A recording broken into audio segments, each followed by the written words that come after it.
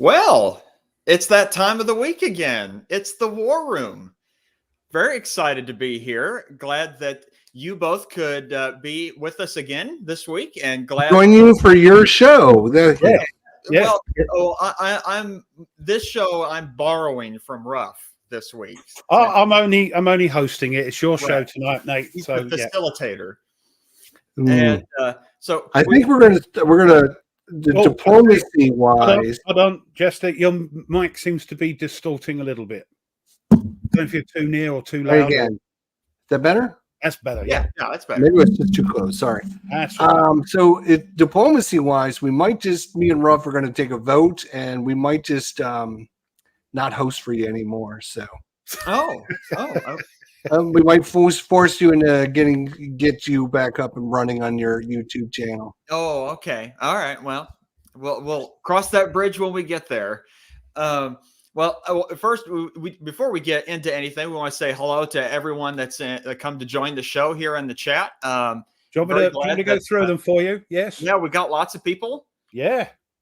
Very 30 exciting. people already. Yes. Charles, good to see everyone. Good to see everyone. Stephen, good to see So you. as we say hi to everyone, I want everyone to use their eyeballs and their brains. And I've talked to Nate and Ruff about this already. There is something major that has been changed in my room. I figured it out. I haven't got a clue. Thinks he's got it figured out. So I just wanted, before we let Ruff know what it is, if you guys see what major changes that happened to my room. Now, obviously, there's been a few games that I've moved and this and that. Yeah. That's not what I'm talking about. You've taken the roof off. No, there's no roof off, but there's Okay, let's get a significant change to my room. I want to see if anyone is using their brain Office here. and their eyeballs. Simon. Good to see everyone. Oh, Mike. kick him out. I will say that last week, Yep. if anyone on the show was watching, the War Room played Wolfpack with designer Mike Berticelli, or Butter Jelly, as Jester likes to say. Well, we all call last Sunday. I invented that name, but you invented it. I'm sorry. Oh, yeah, he did. I'll give you the proper credit. Herman, yeah. So good to see you, David. The couch is still here, boys. The couch is still here. That's what I said. Yeah. The couch is there.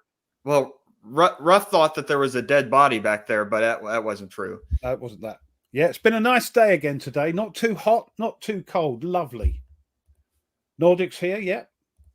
Lots of people here. That other troublemaker, Meandering Mike's here, yeah. There are more games on the couch. That is true, but that's not what I'm talking about. Hello, I basically took all the stuff that was in the middle of my floor and just threw it up on top of the couch, but the couch is still here. Been a busy week. And we're playing Wolfpack tomorrow at That's right. 12 o'clock. 1, 2. Well, welcome. Where we left off. Psycho Schmuck. Welcome. Psycho Schmuck. Wow, what a cool name. That is a good one. I like his logo. That looks like me in the morning with less hair. No, it's not a new chair. I know that. No, it's not a new chair. I've got a new chair. Look. Yay, I like your chair, Rob. Yeah. Very nice. Yeah, I haven't heard it squeak. No. Not even with extra squeaky, you see? There we are. They're getting. I told you he's a troublemaker. Nordic wants Well, to. I'm not wearing underwear. I think Nordic figured it out, right? He decided to send in Knock Paris. I think that's a speaker, isn't it, at the back of the room there? No, that was always there. That was always there. That's always there. It looks That's like our shredder, and I just pulled it shredder, out right, because there's some games that I put back behind the cabinets. There's a couple games, so I just slid that over. That's not what I'm talking about. It's not something major that you would be like, oh, really? Yeah. No tie to iron is still there on the top of the shelf, just like it always was, sitting there staring everyone in the face. Tie to iron. Look at it. Look at it. Right there it is. Tied. Oh, look at it. Beautiful. Tied of iron. Right there. Yeah, right at the top, gathering dust because he's never That's going to right. play the bloody thing. Right. I did play it. Yeah, that's it. Put it away. Never again. You can see the floor. It's got to wait in the queue for the next time. Yeah. We can't see more of the floor this time. That is true. That yes, that is a hint. Thomas? That is a hint. I feel like someone actually already typed it in here, but we might Oh, have did I miss accidentally it? missed Sorry. it. Yes. Yes. Who was it, Nate? So I can see. Was it Rob? Rob. Let me see what Rob says. New carpet? No. No, it because wasn't you can that just one. see No. more of it. That's all. No, keep going up. Yes, he's got it. Yes, Okay. he's Got it? got it. Mm-hmm. Yes, he got it. Yeah, Who's got it? Rob, you have to go up. Rob you Allen, you're actually gonna had have it to up a little scroll bit up. ago. Rob Rob Allen. Congratulations, Rob Allen. Can't see. Oh. There you go. Oh, yes, of course. There was a huge Yes, box yes, right yes. here for 2 months sitting here on my floor, and I refused to do anything with it. I finally decided to do What did you something do? with it. What did you do? But the thing is, because I see it every week, it's just this blind. I took it out of the Yeah, box. exactly. Here it is in all its glory, Dawn of Misery. Ooh. And that one, you waited for how long to get that in? This was November 2019 is when I kickstarted it. November 2019. So that's Hi, one Gareth. box. Dawn of Madness. Look at the size of these boxes. Oh my God, they're pretty heavy too. So This it's got box is min- heavy. I don't know what the miniatures- hell's in this miniatures box. in it. So what are you going to do with them? I don't know yet. Paperweights? I'm debating about whether I'm going to just try to sell them. I might just, take the shrink off and try and play them. I don't know. Stick them out in the front yard with the free I sign? spent like $180 on it. I should probably do something with it. Yeah, they all remember that. Yes, it was the Sorry, Kickstarter. Christoph, if you mentioned that and we didn't get it. Yes, I had it right here because I wasn't doing anything with it. It came in and I was just I put it there for the longest time. And then the other day when I was moving all this stuff around, I'm like, you know what? I'm not going to have this box just sit here. Yeah, there we go, Christoph. You could send it to you could send it to Nordic along with Knock Paris. Paris, yeah. Well, anyway, so I didn't get to ask you gentlemen on how you're doing. Ruff, how are you doing? And what have you been up to this past week? I'm not too bad, as we say over here. First of all, had some prezzies in. They finally got here. So I've got my copy of Nice. Napoleon. I've got my copy of all heavy. Skies Above the Reich. I've got the 3 now. Nice. And I also got the mounted map for and 3-inch box for Downfall because I love my mounted maps. As mounted maps are very nice. They are also because there's the con I go to, the gaming con over here called Punch Con. I went to one in May. They're doing another one. It's so successful. They're doing another one. That one was in Coventry. They're doing the next one in Liverpool, I think. Okay. In November. Are you going to go? Mounted maps are always good for a game because you don't have to take blooming plexi with you.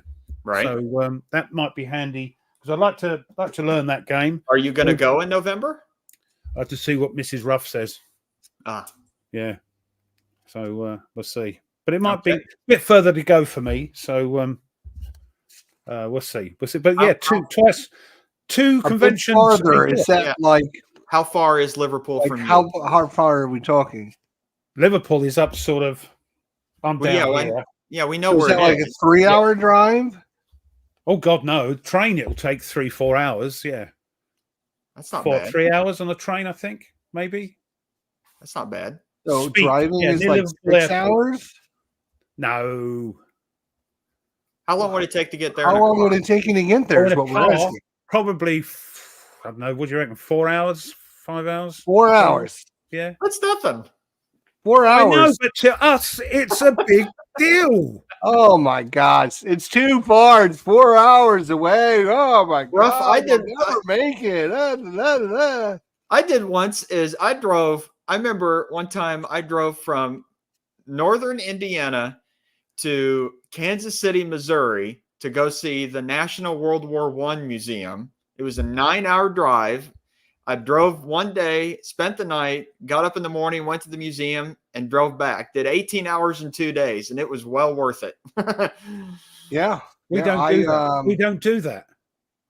We don't do that. I lived in Columbus, Ohio, and I bought a new car, and I drove to my previous residence in Wales, yes, in Grand Island, New York, which was almost 6 hours. Right. Showed my girlfriend my car, and then drove all the way back home. I think you're being sarcastic, Mike. But yes, it is one of the dumbest things anybody in this country can do: sit and drive in a car for 4 hours. No, we don't do that. Oh, you can listen to music, an audiobook. You got lots of things to entertain yourself. I don't know. I don't know. Well, it's definitely a different. It's a different mentality because we're smaller. Yeah. Because you swallow us up 100 times in America. You know, the sizes wise. That's right. Yeah, there we are, 15th to 17th of November, and he's got the dates round the correct way, not November 15, 17. No, that sounds like a date of a year. Anyway, so it's I'm not sure if I'm going, but it'd be great if I can. Well, that would be cool. Yeah, so that'd be like two cons in the year. It's crazy. Man. Very but cool. It was so successful, this Punch Con, that next year, the one I went to in May in Coventry, they've booked extra rooms for gaming because they just sold out the tickets like that. If you go in November, you'll probably have to ask Gareth to go with you. Oh, Gareth goes anyway, but he's up that way anyway, I think. Oh, I think there you go. Yeah, I think he's up that way. Read a rule book. Mike's you can read a rule book. I could do that, couldn't I? Stick it underneath. Read a rule book when you drive. That's right. Well, Jester, how have you been doing? Oh, sorry. Before I stop, sorry. Yes. Apart from that, played this with Tweez. Was it Wednesday or Thursday? Really? Just to see online. No. We did it online, but not live. Okay. To learn the game, you just went through it. What we want to do is maybe do another one, play a couple more turns, and then we'll do it live and try and get the designer. Did you get blued? Did you get blued? Did he give you like half the rules? We're both learning it. Oh, okay. What did you think of it? It's okay. It's not a complex game, okay, but it's a little fiddly in the respect that you have these little shields of all the commanders, and you put your troops behind it, and each commander, if it's a high up one, can have sub commanders underneath them, and this is all hidden information. So all it's got on the map is the commander counter. So when you do stuff, then you bring the stuff on. So it takes up a little bit of room. And on Vassal, of course, it's more awkward to do that. So it's a bit fiddly. But I have to. By the way, I have to agree with Psycho Schmuck here on the comments. 10.5 hours from Cleveland to Atlanta, Georgia, Axis and Allies tournament. Well worth that. I love that. Allies. Nice. Get a train. That's what we do. Get a train. We don't drive for 10.5 hours. If we drive for 10.5 hours, we go there and back. Dear oh dear. Well, Jester, how have you been, and what have you been playing this week? Well, first of all, I just want to say, USA, my Olympic shirt's on. Let's go, USA. I had a good week. I did a couple unboxings. I did Napoleon, and I did Skies Above the Reich, which I just got both of those games in, and then I did a playthrough of Napoleon, and actually, what did you think of it? Different videos and kind of a tutorial learning video, just kind of going through it slow and showing you the process of what you should be thinking about, what you're doing. Here's the two things I will say about this game. Number one, it is not very hard to learn this game at all. Good. I literally got the box. I should have done a video on how to. It's only a 3. Yeah, it's not very hard at all. It's only a 3 out of 9. Great solitaire components. It's It's very simple to learn. It's more about how everything interacts when you got this card out and this card, how Sure. this card interferes with this and that. But so several people, when they came to the live stream and posted said, "Oh, I got my copy. It's been sitting on my shelf." I'm like, get it out and play it. It's a great, great game. Did you feel I really, really like it? It's supposed to be almost like an RPG. Did you feel that while you played it? Yes, I can see the RPG elements. You can put as much narrative into it as you want.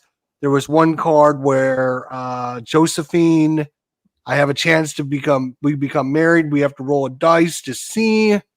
She ends up breaking off the marriage. So I don't blame her. didn't end up getting married, but things could have ended up worse. Yeah, you could. I think in one you can have a child, a son, and it's like you. Yes. Suddenly, but weird. Yep. Yeah, Yep. You can have several sons. You can have a legitimate heir.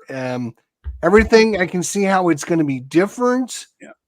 There's cards you're going to be taking out of the deck every turn, and cards you're going to be putting in the deck. So you get kind of the same. You're not going to get like something that happened in 1795 happening in 1850. It's just not going to happen like that. So you're going to get the next natural progression through his life, which some people may or may not like, but it does keep it more historically accurate. Like, having those events happen later in his life. So one time you can get arrested and thrown in jail and executed, which obviously is not going to happen once you become emperor. Nobody's going to try to arrest you. So, I mean, it thematically makes sense to take cards in and out of the deck as you need it. But it's a great game. The only thing I would say is, again, put it on the shelf and get it off your shelf and play it. Second thing is, it's a long game. I played 1795, 1796, 1797, 1798, and 1799. So I played 5 years, and it was almost 4 hours of gameplay. Wow. And it goes to 1817. So you got a lot more. Now, I was going slow. Like I was going and I was talking about each of the cards. I was going about kind of like a tutorial, kind of showing people how to play the game and stuff. So obviously, once you get the process down, it's going to go a lot faster than I was playing. Right. But it's still going to be minimum 4 hour game. Minimum 4 hour game. Do you think, I assume that once you know it, you'll speed up and get through it much quicker. But I have it. I went through it. I pawed through the cards a little bit. They look really nice. Like the component quality is really, really good. But I'm excited about kind of the RPG elements of telling a story and creating a narrative. But that's cool. It does that really well. I like the idea of cards going in and out. So, like you said, when you're emperor, you don't get arrested and things like that, because it's probably not going to happen in real life. I'm looking forward to it just to learn a bit more about the chap, So, it's very historically. There's a lot of detail to the information, and they kind of give you like after you have a combat situation, some of the leaders might end up dying. Well, those are the leaders that actually died in combat. It's not just like a random thing. Oh, right. So, I mean, it does try to keep some of the flavor of what happened in history, but it does kind of leave it branching open to have different things happen. So I think it's very neat. It's definitely worth a look. But here's the thing. Not a war game. Not a war game at all. Right. Sure. Right. It's just not a war game. So Ruff, it's got a war theme, but it's not a war game. Ruff, you said you wanted to learn more about the guy? Don't say you got a book. Put it away. Put it away. Well, I mean, I got this 800-page book for you. It is considered to be one of the best biographies of the guy. It is supposed. It is the Andrew Roberts' biography. Yeah. Oh. I like. We'll have to see. Oh, I forgot. Last night, of course, me and Tony played Nations at War, What a Really? great! I must have not got that. I didn't remember getting a thing. Ah, what a great game! Forgotten how much fun that is. So You've tonight's played that subject, several times, haven't you? yeah, and Nations at War. Which module did you use? Stalin's Triumph. Okay, not Stalin's. Yeah. Okay, so East Front action. East How Front, did it turn out? Well, we only just started, sort of getting the rules in our head again, and it's not a complex game, but it's getting the little bits and pieces in our heads. So we're going to finish, hopefully, maybe finish it next week. But yeah, it's I've forgotten how good it is. So tonight's subject may have a bearing on yes, what I suggest. I'm glad you mentioned that, because just for both you two and everyone else here in the chat to think about, today's subject is on the top 5 war games that you want to keep in your collection. You'd never sell. You'd always also top 5 games that you might get rid of in your collection. Now, concerning the keep part, thinking about, I would include, because I know Jester, you asked it before we went on live here, was that if you select a game, does it come with all the expansions? And I would say yes. It's that game set. It's that game, yeah. But think through. People don't put anything in the chat yet. I want you to think about it first before we get to the actually talking about it, because I want to hear from everyone on what theirs is going to be. But think about games in your collection that you consider to be a must keep. They have to be in your collection. You will not get rid of them whatsoever. How I look at it for my collection is the games that I feel that's going to give me the greatest amount of coverage of historical topics and periods that I'm interested in, and that will give me the most gameplay of those topics. Now, so you look at things complete. This is what I love about and as it was noted the other week with Jester saying, I didn't realize how different we were. That you looking at this in a completely different way to maybe I and Jester looks at it, Right. So yeah. Right. How did you look at it, Ruff? Because these are just war games. Yes, just war games. I'm looking at it as fun. Is this great? We are all different. I swear, we are all different, which is good. Which is good. Yeah. I looked at it as if we all, because I have a massive collection. I looked at it as, if I had to rebuy this game, how much would it cost me and how hard would it be to get? Trust you. So there are most of the games on my list are games that you're not going to be able to re-get because they're either out of print or just not available as easy, and they're going to cost you many dollars to get these copies back in your deck. Here's a question for you for Napoleon, because Nordic, like me, sleeves his cards. But can they be different coloured backs, or do they all need to be clear? You have to know what's on the. You have to know what piles they're going, don't you? So here's the thing: if you don't use clear, you're going to run into a problem, because there are what they're calling divider cards, and on the divider cards are double-sided. And there's information on one side and there's information on the other side. So if you don't use clear cards, you're going to block off one of those sets. Right. I do want to answer a question from Wardrobe, since he is. So I'm trying to get down. We have to stop talking. He's saying, hopefully, yes, I think anything would be better than Mr. Scott's movie. Oh, yes, that's for sure. But he asked, yes, what's the best overall book on the campaigns of Napoleon from 1803 and then 1805 to 1815? Stop trying to look like you're intelligent, Waldy. All right, Todd, stop it. So it would be this book. There we go. Get the glare off it. The Campaigns of Napoleon by David Chandler. This is one of the best books out there. He's a little, when it comes to sort of the historian slant, he's a little more pro-French. He tends to really like Napoleon a lot. So you could go to him to learn about the military campaigns. Of course, it's a giant book. Of course it is, because it's yours. It is. Oh, let's see. Hold on. I'm almost there. What we got? 1,200 pages? 1,095. pages. Oh, well, not too far off. Has it got things like maps, drawings of uniforms? Oh, yeah. Yeah, it sounds like right up your street there, Todd. But if you want a more, there is another author that he covers the campaigns, and he has a more English, British slant, and that is Charles S. Dale's Napoleon's Wars.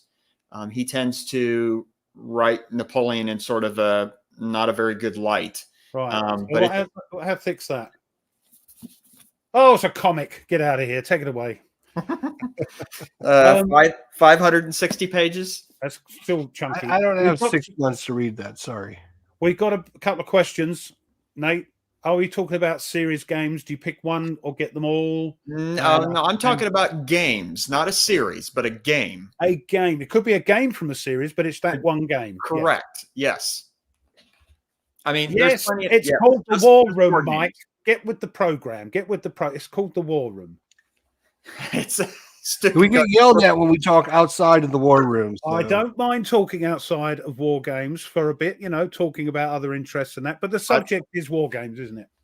Stuka Joe's comment, you're going to get to it later, eventually, Ruff. The book I just showed, a little shorter than the rule book for Air and Armor. I think. But here we are. Yeah. So I think it's interesting that we all took a different approach at this subject. So that was interesting. Mm-hmm. We all have a different view of what's important to us in our collection. Yep. For me, it's like my collection is a collection.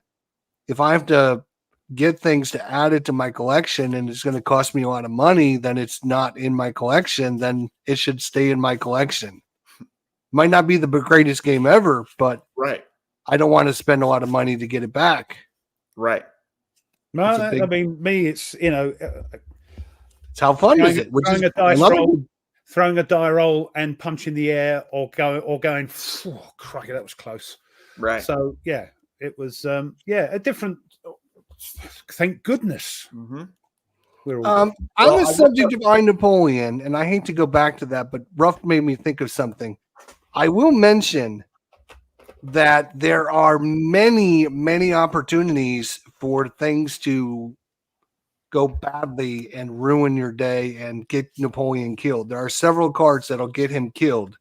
Yeah. In fact, you start the game with one of those cards in your play area, and whether you use it or not. So it's not just, okay, let's live through Napoleon's life again. There is always every turn an opportunity where he could die, and that's it. Game over. So it can go a little bit ahistoric then. It can go different. It absolutely can go ahistoric. Yeah, that's great. That's nice. great. Yeah. I like that. That's great. Yeah. I like that. Yeah. Well, I wanted to clarify that because I didn't want people to get the wrong impression that you're going to be playing through from 1795 all the way to 1818. And you're not doing that all the time. You can get them killed in the first turn. From what I've read, very rarely are you doing that because it's quite hard to complete. Well, I mean, first playthroughs it's always a good impression. I have a few issues I have with the actual game, which don't have anything to do with the game. I don't like how big the board is for YouTube, for streaming purposes. The board is way too big. Board. There's a lot of empty areas on the board. They could have condensed it down into a more manageable thing. But, for normal people that aren't, streaming it, as long as you got a decent space, you should have should be fine. Well, I do want to answer because Oh, I've got somebody here that's got your sort of point of view a little bit. That's Rob. So yes, he's got it because there you go. Yeah, I mean that's important. Well, I had a very interesting gaming week myself. Sorry, Nate. Sorry to interrupt you, but what have you been up to this week? Oh, nothing. No, I've had a boring life. No, nothing's going on. What have you done, Nate? We are interested in you occasionally. Go ahead. Occasionally. There we go. I'll take occasionally. So I posted on the Tack Up Facebook group, which if anyone who's watching the show is not part of the Tack Up Facebook group, they should go and join because that is a great group to be part of. I completed my playthrough of When Eagles Fight from Ted Racer and GMT earlier this week. It's the Eastern Front of World War One. I don't know what it is, but 2024 has been the year of World War One for me. Yes, it's so weird. I'm still not. I still want to keep playing more. You haven't got it out your system yet. Nope, not yet. In fact, I'm on my third book, a World War One book that I'm reading now. So it's probably going to keep going. That's good. That's good that you've got this interest and love for this part of your life of World War One. This is what this subject is fascinating, because you ask me now what my top 5 games I'd never get rid of. Ask me in 6 months. Right. Maybe we will. Yeah. It's going to be different. So I played that. Then also I immediately set up Downfall. I think I told you last week I'd set up Downfall and started playing through that. And that's very fun. I can see why it won War Game of the Year. Everybody's raving over it, which is why I had to get the mounted map and all that. So I could. Yeah, that's what do you think of solo on that, Nate? It's interesting because it's almost like, in a normal 2-player game, you have to split your mind in 2, but now you're splitting your mind almost in 4. Right, because you're playing 2 different fronts at the same time. Yeah, and so it's tons of different considerations to go in. People are playing it. I've seen a couple of playthroughs of people playing it solo, so it can be done. Whether or not it's going to be fun or too much like hard work, I don't know. I'm thinking about just pulling the plug on that one. I mean, I hear it's a great game, but I mean, for solo, I'm not going to find anybody that's going to play it. So Sure. I know, like, for instance, like Wise Guy, I think he said in a video that he tried to play it solo, but he found it too hard. So I think that's the one that I'd watched. There's another chap but I doing didn't find a problem. Another chap's doing it. He's done a complete playthrough of. I haven't watched them all, but he seems to be having an okay time with it. Don't know if he's done any house rules or anything like that. Oh, by the way, I believe I've got a message through just before we went live tonight that YouTube told me that the like button was playing up. Could you just give it a test for us? That would be wonderful. Thumbs up, preferably, but we'll do the thumbs down. That's up to you. But don't forget to subscribe too, right? And subscribe to these schmucks. And hit the bell icon, right? Yeah, hit the bell and make sure you push all notifications, because YouTube have they don't always tell you, tinkers. So, but if for this show, push the old like button. That would be wonderful. Thank you so much. But outside of those 2 games today, actually, I played with some friends. Continued to play Mr. Lincoln's War. We played the 1864 campaign, and me and a buddy were the Union, and we lost. The Confederates won in 1864. Abraham Lincoln lost the election. So, yeah, it was bad. But wasn't it a bit of a landslide he won on? Did he win on the sort of a landslide? Yes, yeah. Oh, yeah. I mean, there was concerns that he might lose, but the Union had captured Atlanta, and a bunch of other Confederate cities had fallen, and it had seemed like it was inevitable that the Confederates were going to lose, and so Lincoln came in and won. So I've been playing a lot this week. I plan on the next game I plan on to play is shocker, another World War I game. It's from GMT. It's Ted Racer again. It's 1918 and 1919 Storm in the West. They were originally Command Magazine games that GMT then redone and fixed up a little bit. So, So that's been my week. Why does it load everyone? Lock and load. Why? What do you find about World War I that interests you, Nate? Oh, well, it's the first. It's the conflict that, concerning like warfare itself, like introduces aircraft and tanks and submarines and things that we recognize as modern warfare. Come up and are developed quite late on in the war, though. Yeah. I mean, we're talking 1916.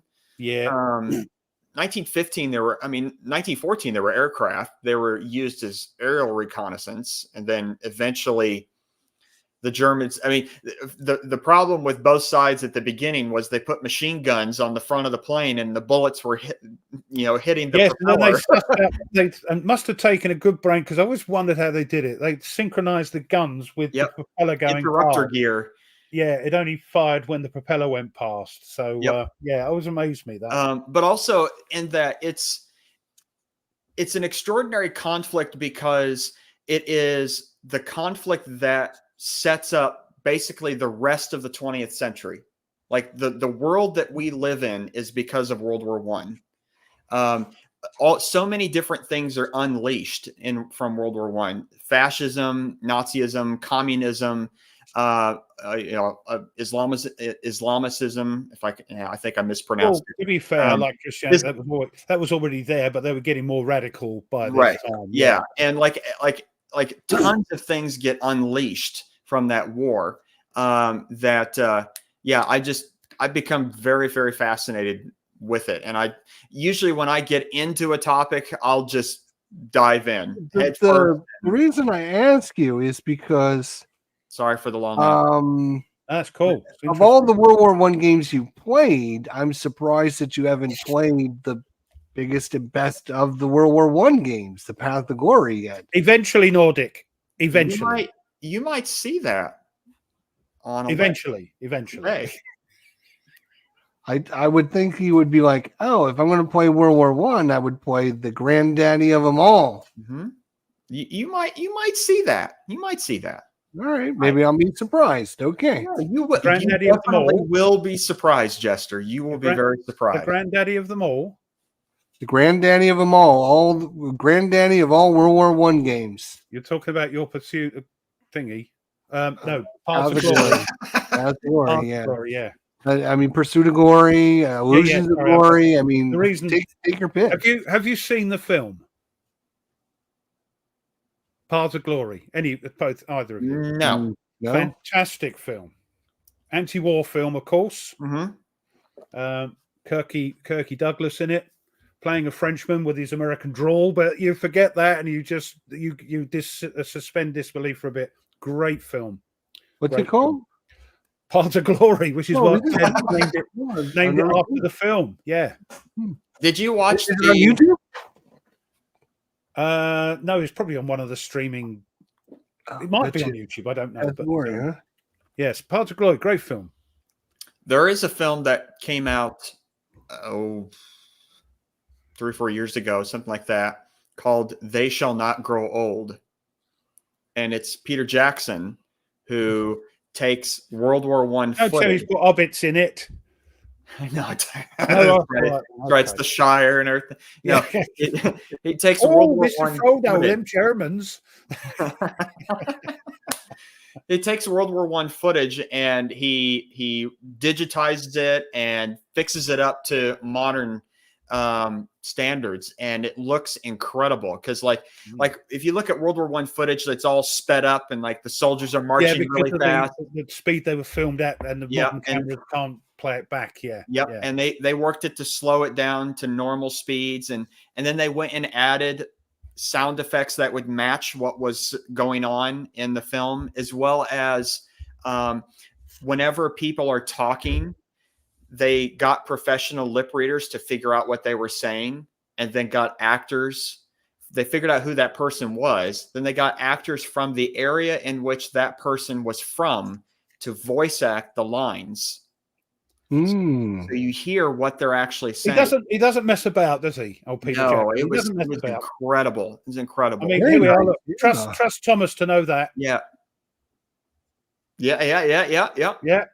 And comes back. He goes, "Who fired that bullet?" There's actually a really cool video of Peter Jackson, because he loves World War I. He owns some World War I airplanes and reproductions. Yeah, and I was going to say, yeah. But he got a thing together with one of the guys that used to do Mythbusters, and they went up and they did like a World War I aerial combat, but it was laser tags. Ah. And it was really, really cool actually to watch that, because they're, the airplane's trying to get on his 6 and trying to hit it's him. not as, even with the slow flying planes, it's not that easy to do it. No. I talk about World War One films. I watched the remake. Well, no, not really. I was about to ask you about that. Of the second All Quiet on the Western Front. What did you think of that? I loved it. Even Mrs. Ruff enjoyed it. Yeah, we thought it was really good. I couldn't stand it. Really? I think it's because I didn't know until afterwards that we were watching the dubbed version, and it kept irritating me because the mouths weren't. Oh no! Never watch a foreign film dubbed, because it's just like, because that's the first thing you notice is the mouth's not working with the thing. No, watch it in its natural language and read the subtitles. Yeah, I think I have to go back and rewatch it. Loved it. It's again a harrowing film from the sort of German side of view, and it was we enjoyed it. Did either of you see the film 1917? I heard some things about that. They had some mistakes. I watched 1917. Yes, I did. I like that film. Yes, it was very depressing. It was one of those. All World War One films are depressing. I think watch Glory? Well, that's true. That's true. Yeah, that's true. It was a depressing movie.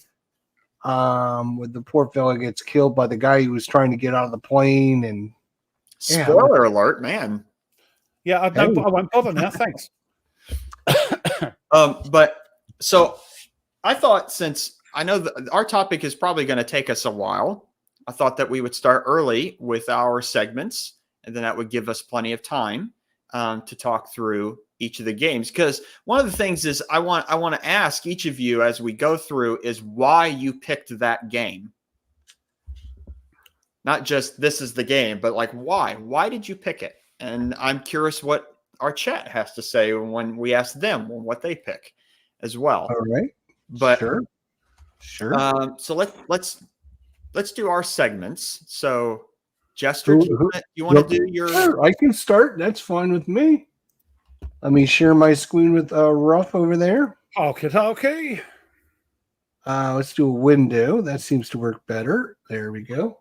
So before I share my screen, I'm going to say that these 10 games, I think, are going to depress a couple people out there that they're this low. We're talking 370 down to 361. And there are some really, really good games. Well, they are competing with those classic. I think one of Ruff's favorite games of all time is in this coming up on this list. Or at least one he really, really likes. Talks about it all the time. Oh, sorry, I've just seen that. That shows how old we are. I remember that one. So now I'll share my screen. Here we go. Window, this, boom. All right. So 370 is the Mighty Endeavor. Interesting. Oh. It's a standard combat series. D-Day to liberation of the Western Front. 2 players, weight of 2.87 out of 5. Yeah. Classic standard combat. But I think this one is a little bit different. It does seem like it has more counters than normal. Is this the one where you swap sides halfway through? I don't know because I have not played it. I own it, but I have not played this one. Right. But I think it is. Now that you mentioned that, I think you're sort of halfway through. I remember hearing something about that. Yes, Mike likes it. Played it on my channel. There you go. All right, number 369 is I don't even know how to pronounce that. Machiavelli. You have to do that. There you go. Have to shake your hands when you say it. Here's a game for 4 to 8 war gamers out there. So if you have a group of a bunch of you out there, this is a big one. I don't know anything about it. No, me neither. I've heard of it. Looks like an area control risk type game. I don't know. Sounds like it might be a bit similar to what's the other sort of multiplayer game that everybody loves to play? Oh, it's a small Here I map. Stand. Here I Stand, and the other one, Queenie. Virgin Queen. Yeah, the Virgin Queen. Yeah. Then there's a prequel one out now. Number 4, or I'm sorry, 367. I was 368. Blah. Night Fighter Ace, air defense over Germany, 1943, 1944. Came out in 2018. Surprised, but even though, yes. Compass Games, 1 to 2 players, which is nice. Well, I thought you had this Night Fighter. Which one have you got? It's Gregory's game, isn't it? I don't own this one, no. You've got one of those, haven't you? I got the America Bomber one. Ah, right. That's the one Tony got and didn't like, and he sent it to me. So he thought I might like it. Did you like it? I have not played it yet. Ah. Ruff, I'm sorry to disappoint you. Here we go. You ready? Oh, gold, yeah. No. 367. You know why? Yeah. People play Ticket to Ride and think they can play Carrier. That's what it is. Yeah, I don't know. I love the box cover, by the way. Too, yeah. but maybe because it's old, but it's a great game. It looks great. Solitaire. I mean, what? Why not? Why don't people like this? Is it too complex? It's complex, but it's programmed learning as well. There's not many photos on it, but I think there's some issues with the rules. So those are, keep going to your. That's the new map. Left. That's not the old map. That's the new keep map. going to the left, Jester. There it is. There's the original. There it is. And the old counters, yeah. Yeah, well, I made all mine and got the map printed. And another one that I'm surprised is this high up on the list. Fields of Fire 2. Oh, 366. Yeah, Mike says Carrier's great, but it is a complex, Very complex, but great game. Oh, yeah. Well, you can't see me. I've taken our mugs off. I'm surprised this one didn't go up higher, but I mean, because it's version 2, I don't know. Never played again, complex. Maybe when the new rules come out, everybody will be happy and jumping for joy and playing it. So if somebody was to leave this in their collection, would they get Fields of Fire 1 and 2 or just 2? Either. Just one. Mm-hmm.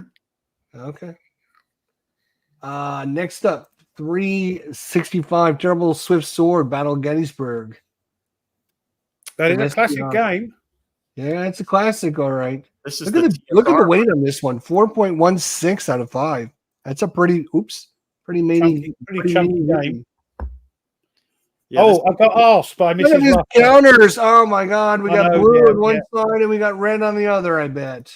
I tell you what, I got asked by Mrs. Ruff the other day. She says, "You say crunchy a lot. What's going on?" And I had to explain what crunchy meant. Because over here, crunchy is a chocolate honeycomb bar. Oh, okay. But yeah, number 364, Storm over Stalingrad, another solitaire game. Well, 1 or 2 players, but I played this solitaire. I played this at Buckeye Game Fest solitaire. Is it part of that Tetsuya?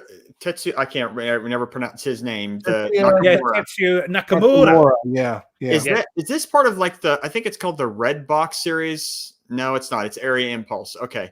I'm thinking of like Traces of War. No. It's nothing. I was thinking it was that series. Similar to the second world, like the Arnhem one that came this out. This is actually okay.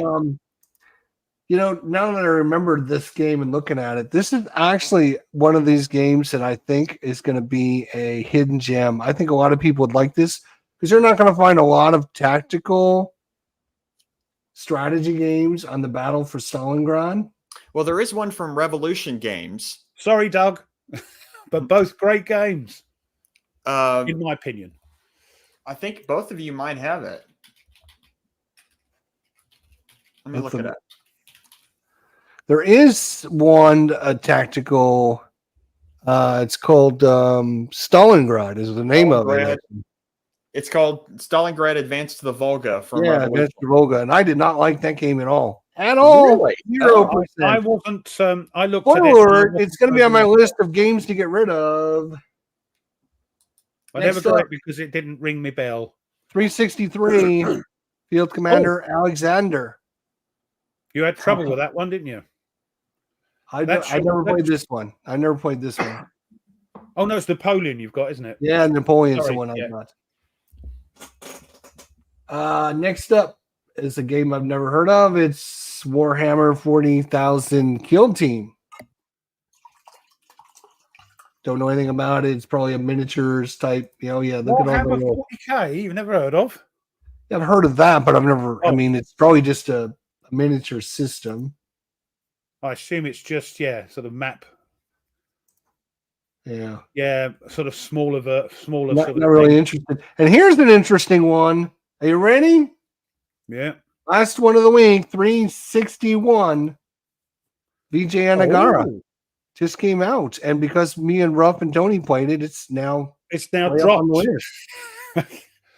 It could be the subject. It's very obscure, so it could be the subject. But I quite enjoyed it. Yeah, it's a good one. I liked it. I thought it was going to be good because it plays 1 to 3. Most people say it plays best 3. I don't know. I'd have to question that, but I would like to try that one solo, to be honest. Because you've got the 2 bots with it that play the other 2 sides. So, but the good thing is you can play one of any of the 3 sides, and the bot does the other 2. Yeah, good. Well, Russ, tell us what happened today. No. Okay. All right. Here we go. Okay. What happened in British history? Well, I tell you what, or in airplane history. Yeah, there are lots of airplanes. Because the first one is 1054, and I'm pretty sure you guys weren't around at that time, so apologies. 1054. Siward, Earl of Northumbria, invaded Scotland and defeated Macbeth. Yes, he was real King of Scotland, somewhere north of the Firth of Forth. So that happened today in 1054. Then we move forward a little bit to 1214. The Battle of Bouvines, which the English lost in a field next to what is now the airport of Lille. Bouvines is the most important battle in English history that no one has ever heard of, said John France, medieval history professor. Without Bouvines, there is no Magna Carta and all the British and American law that stems from that. The armies are small, but everything depends on the struggle. It's one of the climactic moments of European history. So there we are. And then 1778.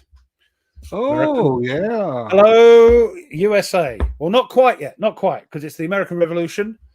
And the first battle of Ushant, British and French fleets fight to a standoff. Now, once again, this battle is in GMT's flying colours.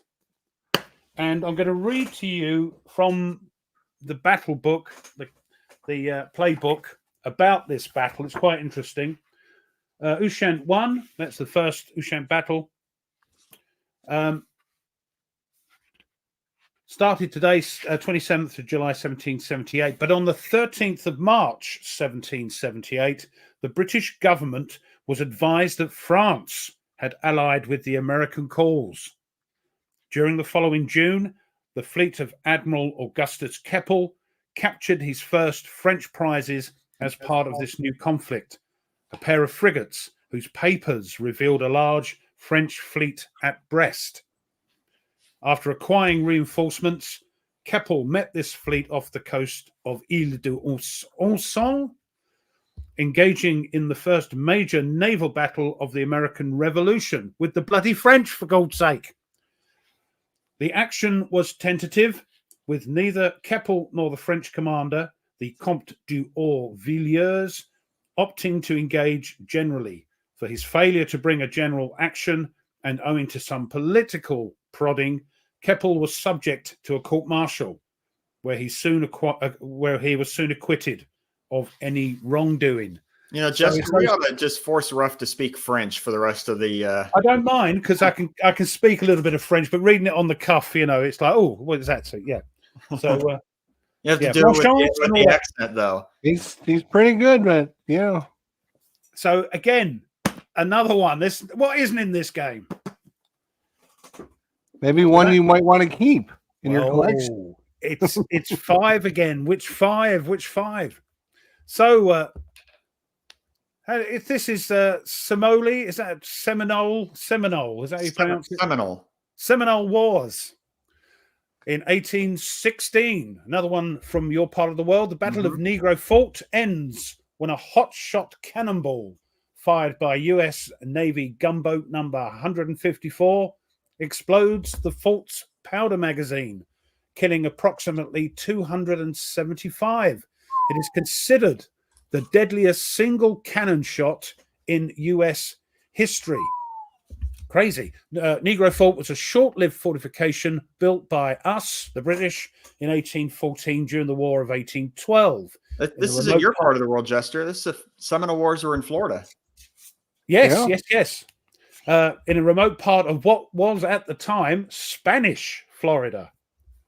It was intended to support a never realized British attack on the US via its southwest border, by means of which they could free all these southern countries, or states as you now call them, from the yoke of the Americans.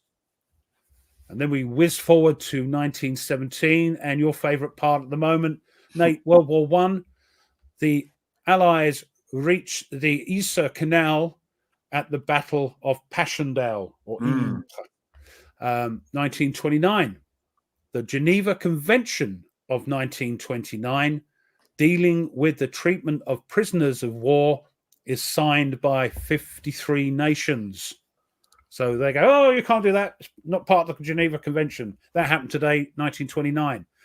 And 1937, the first flight of the Focke-Wulf FW-200 Condor. I knew there was going to be. Here we go. Of course, there's pictures. Get your magnifying glasses out, everybody. Lean into the screen so we can see it. We're never going to let them forget that. No. There we go. Look at that. That's very a big nice. one. It's an old photo, but I wanted to see how big it is. There's the chappie there, and it's quite a big old thing, isn't it? So, yeah. One of my favorites is the one right behind it. Oh, what, the transport plane, the Junkers? Yes. Yeah. I love that plane. Yeah. It is, and I think, if I remember rightly, did they turn it into a plane? Because the Japanese ordered some. Yeah, it turned into an airliner after the war. Yes, that's right. Yeah, I'm not making this up. So that's the Condor there. Yes, Junkers Ju-52. Yes, the 52. Yeah, that's Hitler's favorite plane to use. Sorry, Titler. Oh, it's too late. You already demonetized it. I said it. Yeah. 1942, the Battle of El Alamein ended in 17 days, with the British having prevented the German and Italian advance into Egypt. This should be noted that this is the first battle. Hold on, let me talk. Look, listen. The first battle of El Alamein was a battle of the Western Desert Campaign of the Second World War, fought in Egypt between the Axis German and Italian forces of the Panzer Army Africa, which included the Africa Corps under Field Marshal Erwin Rommel. Don't mention him to me. And Allied British Empire and Commonwealth forces of the 8th Army under General Claude Auchinleck. Oh, what? It's Auchinleck. Auchinleck, sorry, yes, it is Auchinleck, and he's sorry. The Auk. He was known as the Auk. He was known by other names as well, because they soon got rid of him. In this battle, the British halted a second advance by the Axis forces into Egypt.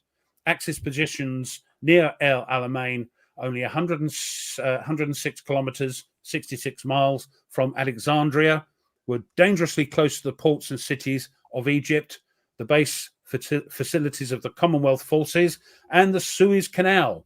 However, the Axis forces were too far from their base at Tripoli in Libya to remain at El Alamein indefinitely, which led both sides to accumulate supplies for more offensives against the constraints of time and distance. So that Go on. One of my favorite battles to study. I did some graduate research on the first battle, and it's fascinating to me. Oh yeah, yeah. I mean, it was close. It was a close run thing. And again, because of when it happened the second time, well, what's his name? Montgomery. Yeah, but it was because of him that because he was so super careful. Oh, yeah. He got up people's noses, but sometimes that works. Anyway, 1946. Here we go again. The first flight of the Supermarine Attacker. What's that you're saying? Grace What us is with that, another Rob? plane. Let me show you. What is it? O-R-E-U. There we are, the Supermarine Attacker. The Supermarine Attacker was a British single-seat naval jet fighter, the wings clipped up at the ends, designed and produced by aircraft manufacturer Supermarine for the Royal Navy Fleet Air Arm, the FAA. It was the first jet fighter to enter operational service within the FAA, and has he said, well, it wasn't the only one, because we'll go in order to rapidly introduce jet aircraft to Navy service. Supermarine proposed using the wing developed for their most advanced piston-powered design, the Supermarine Spiteful. Now, I don't think I've got a picture of that. No, but the Spiteful looked very similar to the Spitfire, but I think it was designed, which the Spiteful turned into the Navy Supermarine Sea Fang. So that's where they got that from, with a new fuselage for the Rolls-Royce Nene engine. Performing its maiden flight on the 27th of July 1946, the flight testing phase of development was protracted due to several issues, including handling difficulties. The first attackers were introduced to the Fleet Air Arm service in August 51. But as Thomas, Historic Wings has said, it was a disaster because common to the majority of other first-generation jet fighters, we're trying to push these out quick, the Attacker had a relatively short service life before being replaced. This was due to increasingly advanced aircraft harnessing the jet engine being rapidly developed during the 50s and 60s. Despite its retirement from the frontline service by the FAA during 54, only 3 years following its introduction, the Attacker would be adopted by the newly formed Pakistan Air Force, who would continue to operate the type possibly as late as 1964. So they were rushing these things out, and it wasn't just confined to Supermarine. It was a lot of the sort of first generation jet fighters had their problems. I think one more, right? Cessation of hostilities in 1953 is achieved in the Korean War, where it ended today when the United States, China, and North Korea sign an armistice agreement. Syngman Rhee, I think, president of South Korea, refused to sign but pledges to observe the armistice. So we get rid of that because I forgot one. Because in 1944, we had this plane. I'll finish after this. Honest Governor. Where are we? I'm having issues here. There we go. Share screen.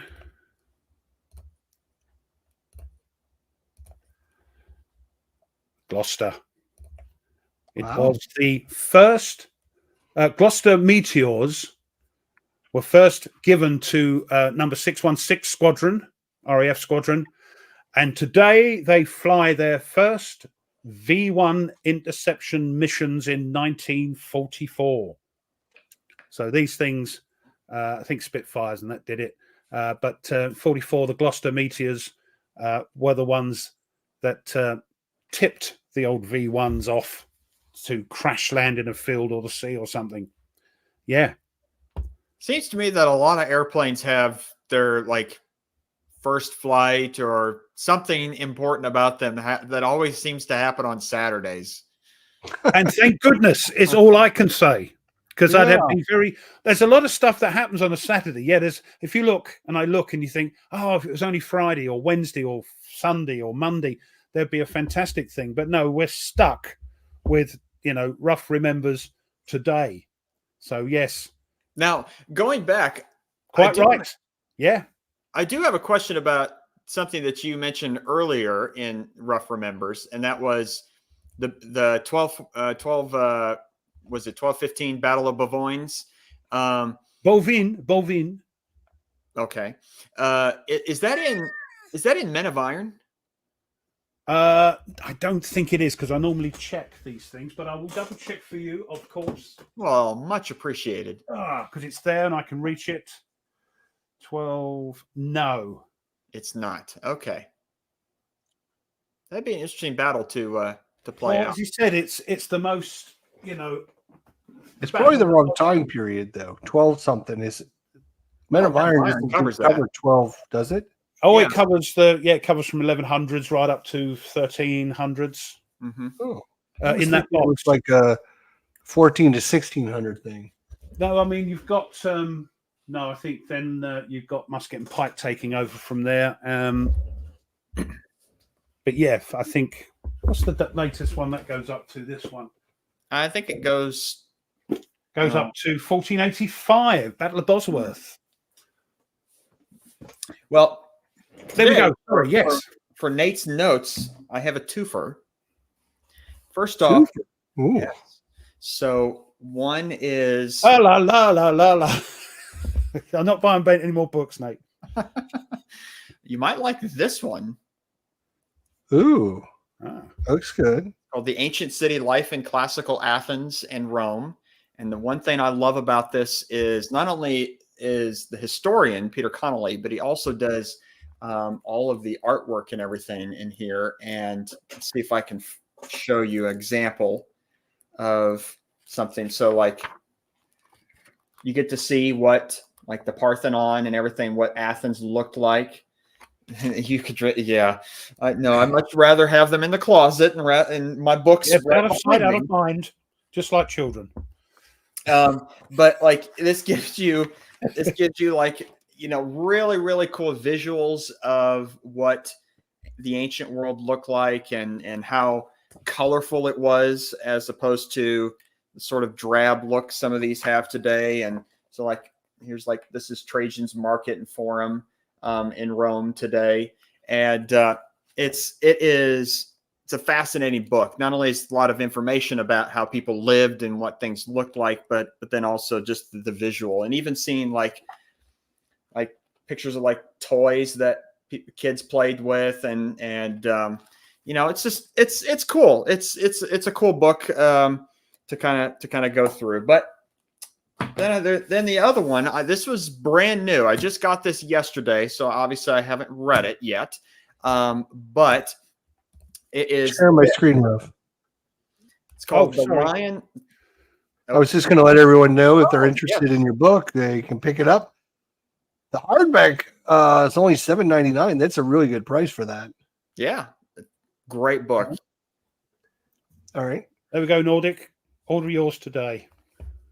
As Nate was talking about it, I was just getting it ready for us. Immensely appreciated, Jester. This book, The Lion and the Eagle, the interaction of the British and American empires from 1783 to 1972.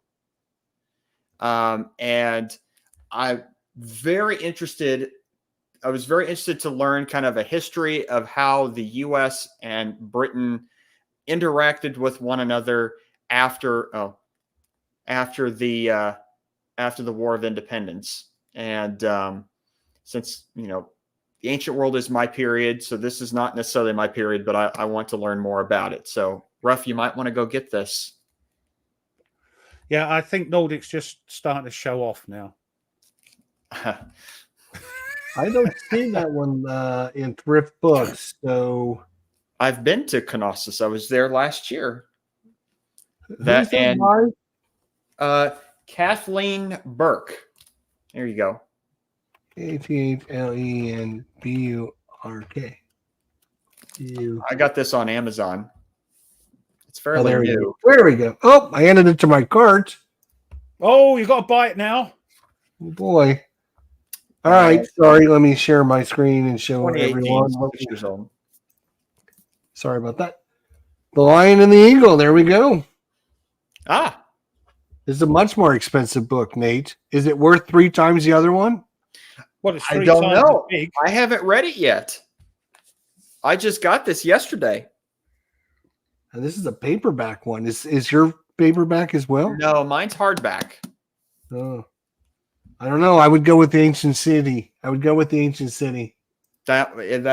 go with that one first if I were you. Yeah, that's my pick. That one is a good We one. need to get Thrift Books to sponsor us is what we need. Maybe we should reach out to them and Yeah, we're talk to giving them. them a lot of Hey, business. we're giving you guys lots of business. Get on it. Let's go. Nate, reach out to them, man. I think That we were a Commonwealth, quite right. Yep. I can't remember what was the date that Britain entered into the EEC. Was it 76? I think it was, but it wasn't called the. Was it called the EEC? Or was it called the Common Market? I think it was. Just called the Common Market. Yeah, it had a completely different. It did. Yeah, it wasn't the European Union. It wasn't what it turned into, and well, Yeah. shush. Don't be quiet, Buff. Right. So anyway, that's Nate's notes. So a couple of books for people. And now, as we move on to our top 5 games first to keep. So the way this is going to go, actually, well, I'm getting ahead of myself. I do want to ask Jester one thing, and that was I had mentioned an email to all 3 of us earlier this week concerning our topic, and that was we're about now at the end of 7 months into the year, and our top 10 challenge. I know I remember last year, Jester, that you had done like 6 months in that you could, swap a game out or something like that. I can't remember. So I thought it'd be good for you to remind everyone of the rules. The rules are exactly set up at the beginning of the year. And if we deem it appropriate, the War Room may, if we feel generous, come up with a challenge to have people where they would be able to swap out a game that they've decided, I just don't want to play that anymore. Because, number one, we're super kind. And number two is we don't want somebody to get screwed out of their 10 games just because they don't want to play a game anymore. True. So next week, the War Room will decide whether or not we will do this and what the challenge will be. So show up next week if you want to maybe alter one of your games. Okay. Awesome. Thank you, Jeff. We will email this week and we'll talk about it. Okay. All right. So now we get to our top 5 games to keep. So the way that this is going to go is that, we're going to go around and mention one game each, but then also why you keep this game in your collection and what considerations that you had for keeping that game in your collection. Everyone else in the chat, we're going to start with it doesn't matter. Just call them number 1 to 5, but there's no ranking. Exactly. No Yep. So everyone in the chat, think about the games that you are going to keep in your collection. They are must keeps in your collection. And I said at the beginning, it's not like a desert island thing where you can only keep 5 games. These are just 5 games you will, in your mind, will never sell because you can't. Exactly.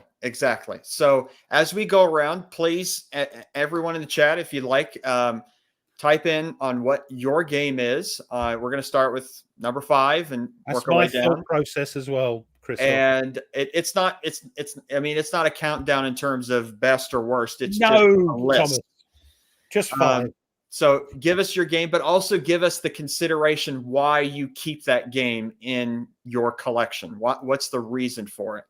So we'll start with Jester, and then we'll go to Ruff, and then we'll go to myself. Very easy. My number 1, and it is my number 1. I know you guys don't like to rank things. I love ranking things. My number 1 is Combat Commander.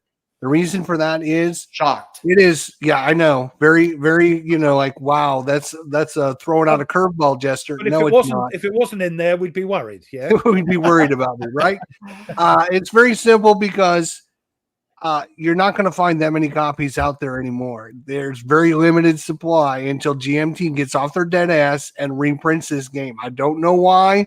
I've actually got a screenshot of Gene saying it's going to be reprinted in 2023. It still hasn't been reprinted. I don't know why, what they're waiting on. I know that Mike Butter Jelly is hopefully inspiring GMT to get it done. That's all I can say about that at this point.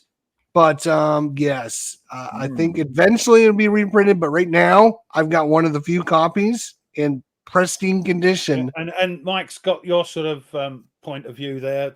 I know he bought campaigns. Yeah, exactly.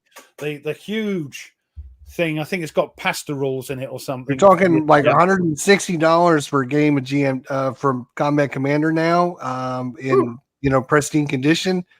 And of course, if GMT doesn't ever reprint it, the price is just going to keep going up and up. So this game, now that I own it, will never leave my collection ever. I will never get rid of it. Reasons coming up. Atmosphere, Historic Wing of Same reminds him of when he was growing up. That's another great reason. Funny you should say that, David. Who's going next?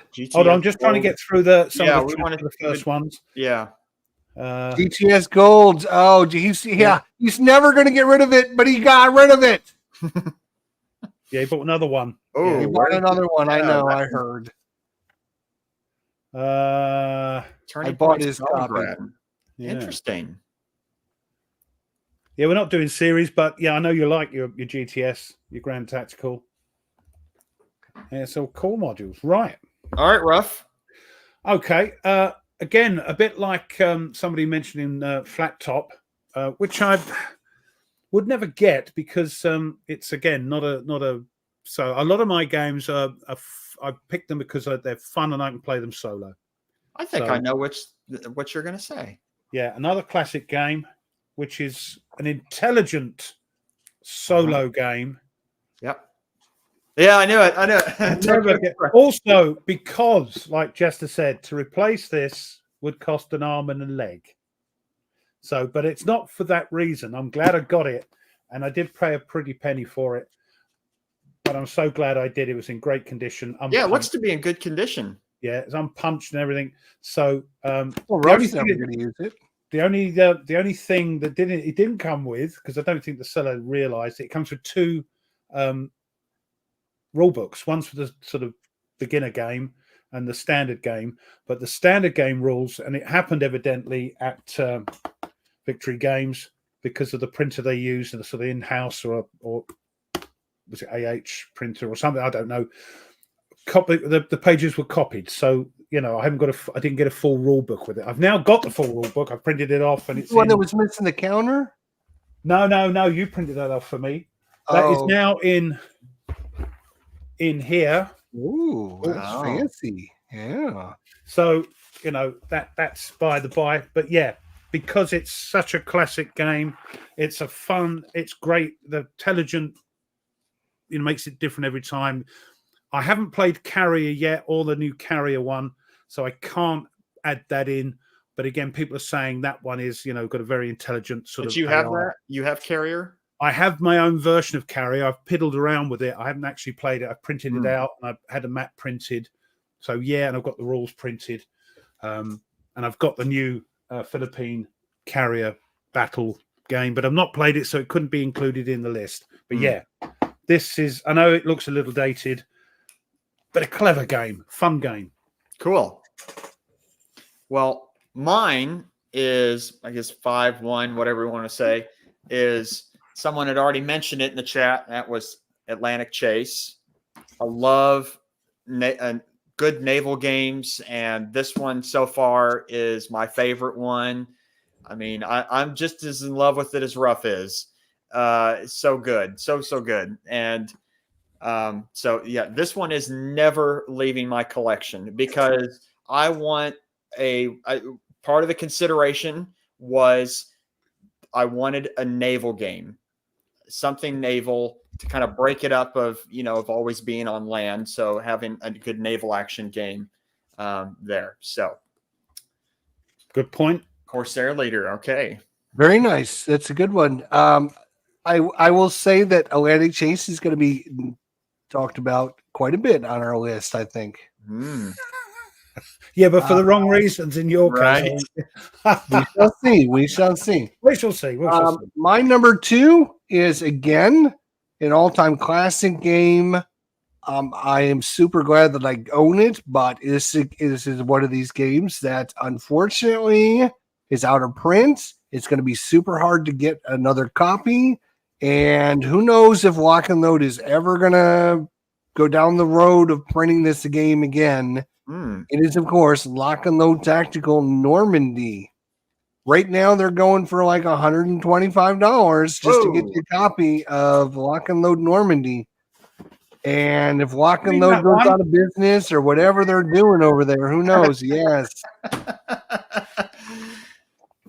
I'm super glad I have it. It's a great game, great system. I hope the best for Lock and Load. I'm not trying to wish anything bad about them. I'm glad I own my copy, but there are many people out there that don't have it and have been trying to get Lock and Load to reprint it. Who knows if that'll ever happen again? It's on my list because I own it and I'm not getting rid of it because it's going to take way too much to try and get it back. Yeah, and I agree with Historic Rings. I love the dice chucking, rolling, looking on tables. When I'm in that mood, great narrative as well. It writes itself. So yeah. Oh, Midway from Avalon Hill. That's an interesting pick. I've seen some videos on that. That looks like it was a cool game back in the day. Probably still, I assume, still is. All right, Ruff, you're up. Hold on, just getting rid of the chat. Or not, that's the wrong thing. Sorry. Get rid of them. Going through the chat. Going through the chat. Slip of the tongue there. We love our chat. We don't want to get rid of them. Oh, you know what I mean. You know what I mean. I guess multitasking is not part of your. Oh, no. Civilization. Yeah, the Avalon Hill version. That one's interesting. Yeah. Oh, yeah. I've seen that game. I haven't played it, but I've seen it. Yeah. Yeah, it's a good one. I mean, yeah, I've got most of them, and the Lock and Load Tactical. Lucky enough, I picked them up. All right, Ruff. All right, what am I up? What are we doing? This reinforced it for me. It's a game I never get rid of because it's such fun to play, and I played it on Friday with Tony, and it's Nations at War. If I should really. Yeah, I think given that I can only pick one, I think that would be the one. I prefer this one. I haven't got the desert one, so if I had, that would be because it's Brits and Italians and all that sort of thing. So such fun. No combat result tables because it's all on the counter. Great dice chucking fun. Yeah, interesting. It's actually a very deep system for as easy as it is. It's a very deep system. Yeah, there's a lot of really fine nuances that you learn as you play through the game. There's things you have to take into account. You know, there's say nuances, but if even at the entry level, it's just and it's easy to solo as well because it's a chip pull who gets activated or a card draw, and it's just a great dice chucker. So. Cool. That's it. Yeah, it's just fun. Cool. Very cool. It reminded me playing with Tony. So I'll never get rid of it because it's great to get out and chuck some dice. Well, my next one on my list is War and Peace, the Napoleonic War. See, Nate's all very cerebral. You see, me, I'm sort of like, he is way too... which is great. I love this game. I was introduced to this by an actual Napoleonic historian who he told me this was his favorite game. He played it for decades. And so I got this one and I just love it. I love it. It gives me, I know what to do when I pull it out to play it. I don't need to look at the rule book. And every time I play it, it's always fun. I've never had a bad experience with this.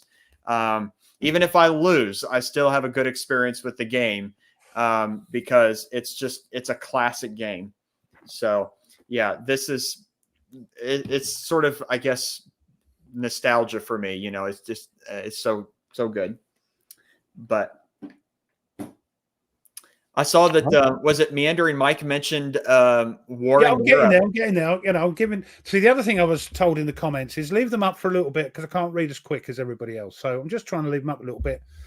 D-Day Avalon, yeah, Avalon. D-Day Avalon Hill. Yeah, And I've seen that game. That sounds really cool, actually. Yeah. I haven't. Right. First next war one. Yeah. All right, Get rid of that, Rob. All right, Jester. So give us number 3. All right, number 3. We talked about this earlier in that as long as you have the game, you get all the expansions and everything. Yep. And to go along with my theme of what we're doing here, if I was to buy the base game and all the expansions that I currently own, we're talking over $750 to get all this stuff back. And I'm not spending another $750. This is one of my all-time classic games. Right. It is, of course, the game that they love to hate, Tide of Iron, right up there. You cannot get some of these expansions. You're talking $250 for each of these expansions. I legit thought you were gonna say ASL. No, it is the Tide of Iron. After I played it back in June, I was like, wow, this is a really good game. There's a lot of content when you get all the expansions. It is very interesting. There's cards that will come into play. There's all kinds of different scenarios. I love the look, and the playthrough is just it's a lot of fun. But again, one of the reasons I would stay in my collection is because it's incredibly hard to get some of these rare expansions. So I am not going to have to try to get these again. And I got that from Douglas Gerhard, who sold me his whole collection for a really good price. Wow. And so I'm like, he knew I wanted it. We didn't want it anymore. So my number 3 is Tide of Iron. So Wardrobe's Blitzkrieg Legend, that's always that campaign's always fascinated me. And that particular game, I've never played OCS. I've always been kind of intimidated by playing OCS, even though I like operational level games. I just thought they'd been right up your street. Enough. I think it's just sit down and bite the bullet, man. It's so huge, and it's expensive. And any of those ones that are out of print are really expensive. What else you spend your money on? Well, I just bought a new computer. I bought all the parts for the computer. I'm putting it together tomorrow. So, new computer, new Windows computer. Yep. Nice. Yep. So, could you send your old one to Rough? Yeah, it'll probably run faster than my mouse-driven one. And I don't mean. I got my old computer sitting over here that I'm thinking about sending him. Oh, there you go. All right, Ruff, what's yours? Hold on, let me just carry on through it. Hi, Thomas. Hunters. Lots of these. Flash chuckers.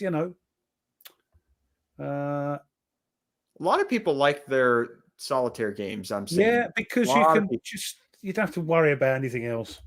So that's why I'm here. I'm here to get people to go try strategic and operational level games. The bigger games. Yeah. I mean, I got mine. I was lucky enough to get a few of those off of eBay. Some chap was selling them. That came with counter trays and everything. So and the big maps. So I was lucky. Panzer, right. All right, Ruff. Number 3. What are we doing? Oh, yes. You say that as if you didn't know what was going on. No, right? I did. Yeah, I'm like that anyway. Yeah. Oh, yes. What are we doing? Where am I? Played it. I didn't give it enough go, but I've played it, and it's another intelligent, weirdly, well, maybe not intelligent, but weirdly knows what you're doing type of AI. And it's individual peeps, individual soldiers, and I can't wait for Volume 3 to come out with the Brits and Arnhem and all that. It's of course never get rid of this. Because it's blooming expensive, really is. But I'm so glad I bit the bullet and got the 2 volumes. There's a ton of stuff, even just with this one. Replaying the same scenario gives you a completely different outcome because of that weird AI that seems to know what you're doing. You move over that way across the field, and weirdly, some Germans will come along that way. It's just weird, but yeah, great fun. Replayability for this as well is. Do you think you would ever be able to play every scenario in that box? Of course not, because no, I would never get rid of it, because one day I'm going to go. I'm going to get combat out and play that. Yeah. Of course, we're never going to play all the games. He gives it a good bloody go, but even so, right. It's a tough ask. But yeah, well, so there we are. Combat. Mine is something that you all. It's not a surprise. I've mentioned this. I don't know how many times of how much I love this, and the reason why it's Death in the Trenches. Right. Yeah, if you didn't have that on your list, we were going to be surprised. Right. And just David. love this game. Best strategic level World War I game I've played.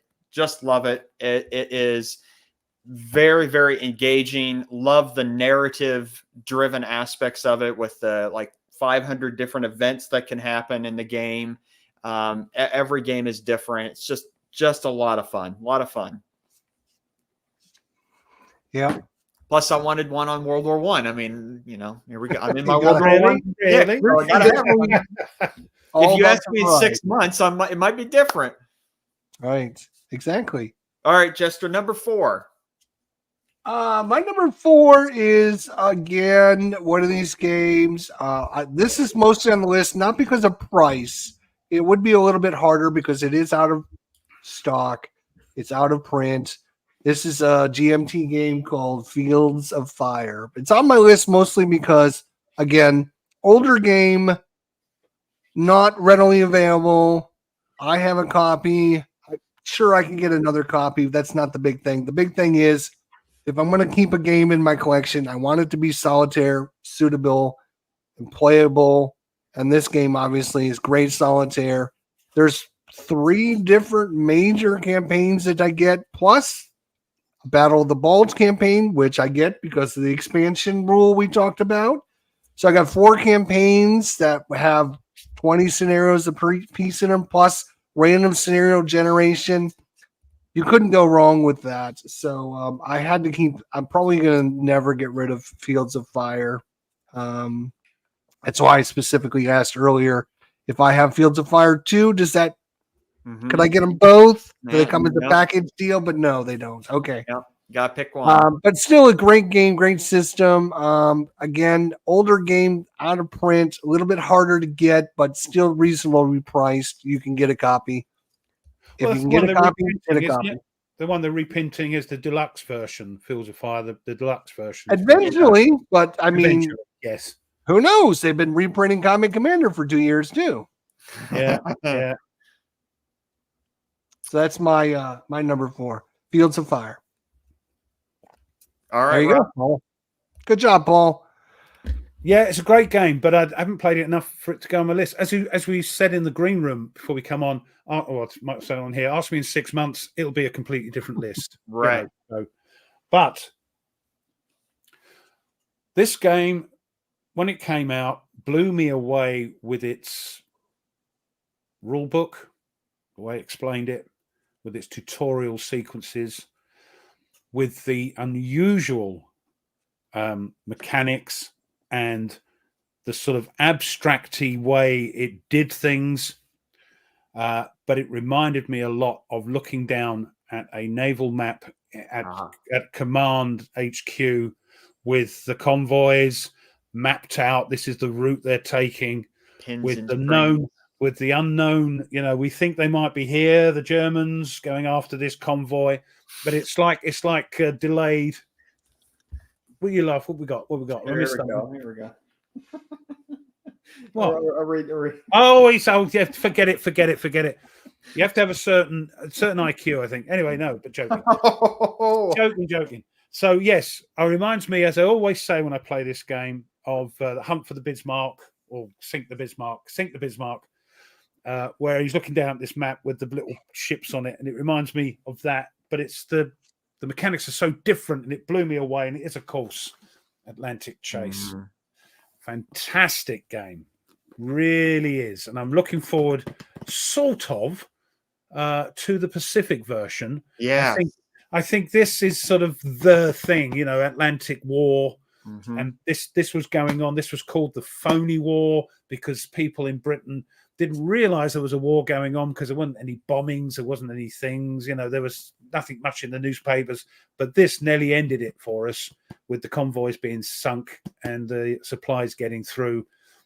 So yeah, this is just unbelievable, you know, way it teaches you. I did the whole tutorials on my channel just because they were just great in themselves. So your tutorials were helpful when I started learning. People don't get it. It's one of those games you get or you don't. And that doesn't mean I'm right and you're wrong. It's one of those Marmite. Or if you're from the Antipodeans, they're the Vegemite type of game. You either love it or hate it. See, Jester, his Atlantic Chase is my Death in the Trenches. Now, I talk about it all the time, and you could tell he's so in love with that game. It is so weird. Different. We talk about how different we are. Yeah. Ruff's number 1 game and number 2 game are my number 1 and number 2 least favorite games of all time. So that's just different. But people have different tastes. Yeah, that's good, isn't it? Otherwise, it would be terribly boring. Oh, that's why we get along so well, Ruff, because we're such good opposites. That's maybe why we get along so well. Opposites attract. Yeah. Right? Ruff, you convinced Historic Waynes to give Atlantic Chase a try again. If you think of Kenneth Moore looking down at the HQ, wondering where the Bismarck is, and that map is what you sort of get. You get like blocks, the pins and strings. Yeah, the pins and strings. This sort of trail of where you think the convoy is, because you're getting delayed information. Of course, you're not getting up to the mid like you are now. Delayed, you know. All right, moving on to the next game. Here we go. Wardrobe mentioned Axis Empire's Ultimate Edition. I'm trying to find where we are. That one's really cool. I haven't got to it yet, but it looks really good. So my number 4 is The Dark Valley. Yeah, I kind of figured you'd have that. I needed an East Front game. An East Front game has to be in my collection, and this covers the entire East Front. And I've played this game, probably a dozen times or so, and just loved every time I played it. And every single time it's, how far can I get the Panzers to go and get behind the Soviet lines and cut them off in supply. It's just an amazing game system, the Dark series from Ted Racer. So, yeah, Dark Valley. So that was quick. That was great. Yeah. You're awesome. Tell me something I don't already know. All right, Jester, you're number 1. All right, my number 1. So if you've been on this and watched over the last 5 years, there was 2 games that I really, really, really, really wanted to add to my collection. Tide of Iron, which I finally ended up getting thanks to Douglas Gerhardt. And there was another game that was being published out there in Europe someplace, and I was like, come on, let's do this. And it was out of print, and they very expensive. They finally reprinted it, and I got a copy, so this game will never leave my collection. It is Great War Commander. Yes. Interesting. So I finally got it in my collection. I'm very excited about it. I think it would be great. Again, I don't think they're going to be reprinting this game anytime soon. So I got my copy as soon as it came out. I have all the expansions. I got everything for it. So that will just stay in my collection forever. Nice. All right, Ruff. Wait, we don't have much time because we got another list to get through. So, well, there isn't much on that other list for me because me, I love everything. Anyway, let me just get through these quickly. Warfighter, great. It's so much I could have put on there. Wardrobe, not yet. Not yet. I don't have any on Death in the Trenches, but we're getting there. Britannia. Oh, there's some dedication there. Oh, his number 5, Wardrobe number 5, on to Richmond 2. I'd like to get that someday. expensive, but Yeah. it looks beautiful. I mean, it's not a system I'm trying to get into because it's another system that I'd be trying to get into. But the maps are gorgeous. Very. All right, Ruff, what's yours? Right, let me just get through these quickly. Yeah, you want the chat to interact. You want the chat to interact. Let them interact and let me do my job. I've done it now. Now I can tell you. I haven't said a critical word to you whatsoever. No, it's the way you look. You've got that look. Yeah. But anyway, give them the side eye. That's what I get all the time. Shock. This might be a bit of a shock for you. The teacher look. Because you've got an idea what you think it might be, but I wouldn't think for a moment you'd guess what it is. But it's a game I'd never get rid of. I've never videoed it because it's such a huge footprint that people have tried. You've tried. Tony's tried, and it's just very awkward to video because a lot going on at the moment. But it's a fantastic game, and I'll never get rid of it because you can lose yourself in it, and it is. Really? You didn't think it was going to be that, did you? No, I didn't think it was going to be that. Never get rid of this. Never. I've got all the expansions and everything. Interesting. Weighs a ton. Wow. But a fantastic, as you know, huge footprint, very hard to video, not easy to video. So when you said you never done a video, that changed my mind on what game it was. So yeah. Yeah, because it is awkward. You know, great, better men than me have done it. I think Poindexter has done one, but he uses sort of some Vasily stuff that he designed. I was actually thinking about doing a video of that not too long ago. So it's just awkward to do, but yeah, fantastic game. Never get rid of it because you get it out and just that's your week gone. You know, it's a long game. You know, brilliant. Could have picked one of the other ones, Leader Series, but no, this one. Well, mine is definitely number one. It is a must keep no matter what because it's my era. It's my thing. Ancient Rome, Imperium Romanum, the rise and fall. Oh, that big old game. Yeah. Just love this game. I love the map. It's a gorgeous map. And it has a ton of scenarios, like I think 40 some scenarios in it. I've played about half of them so far. I loved every bit of this game. I will not ever get rid of this. And it was a little pricey too, but it was well worth it. To get that. So if you're ever into Romans, try Imperium Romanum. Good. All right. Good. So now we have a list for what you might get rid of. Doesn't have to be top 5, but just games that you would get rid of.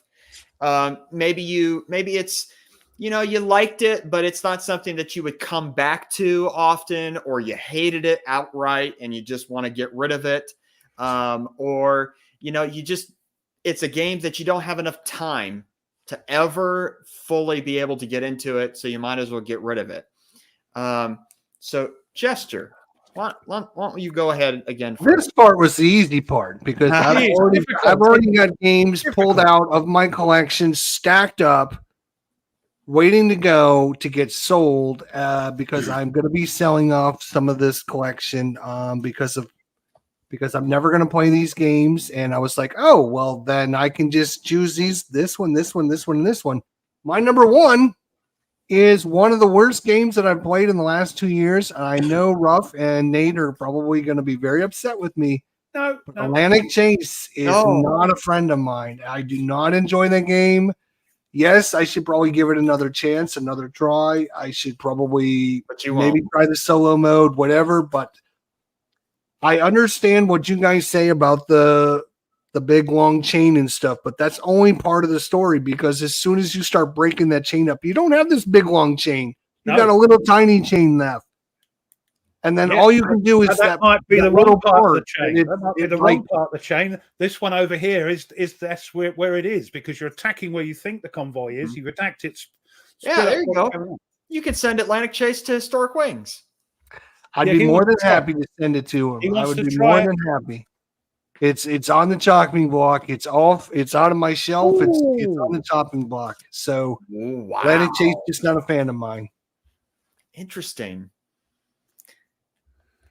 Exactly, Rob. Exactly. Go ahead, Ruff.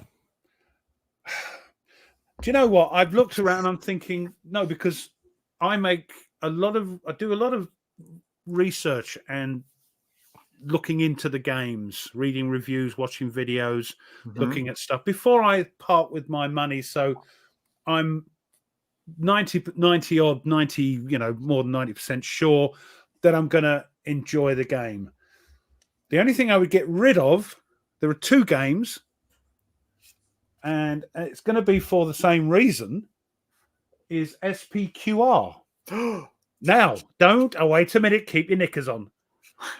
The reason is because it's infuriating. They're bringing out a bloody redone version of it, and I've got to buy the update pack, and it annoys me to buggery when they do that. So I will get rid of that. Get rid of it. Try and get a few quid back so I can put it towards a brand new copy. And the other one would be Fields of Fire for the same reason that it's been updated. I don't need that one. To get rid of games I don't like.